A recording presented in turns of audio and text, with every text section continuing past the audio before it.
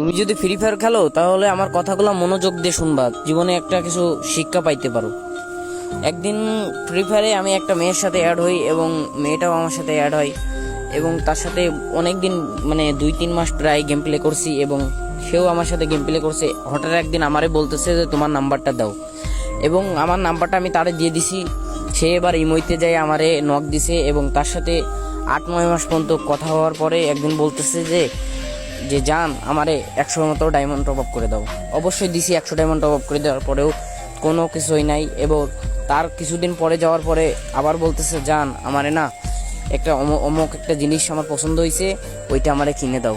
এবার দিছি, তারপরেও একদিন বলতেছে যে জান আমার টাকা লাগবে, কিছু টাকা দাও।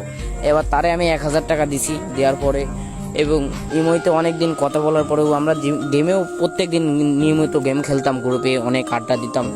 এবং একদিন বলতেছে যে জান আমার আর রিলেশনটা রাখা হবে না। আমি বলতেছি কেন? জান বলতেছে যে আমার বাসা থেকে ফ্যামিলি থেকে অনেক চাপ দিতেছে। তা আমি বলতেছি চাপ দিতেছে তাহলে কি করব? তা বলতেছে যে জান আজকে থেকে তোমার সাথে আর কথা হবে না, তোমারে ব্লক মেরে দিলাম। ভাইয়া আমি একটা কথাই বলতে চাই, তোমরা কখনো ফ্রি ফায়ার গেমে কখনো কোনো মেয়ের প্রেমে পড়বা না, কিংবা কখনো কাউরে ডুও পার্টনার বানাবা না।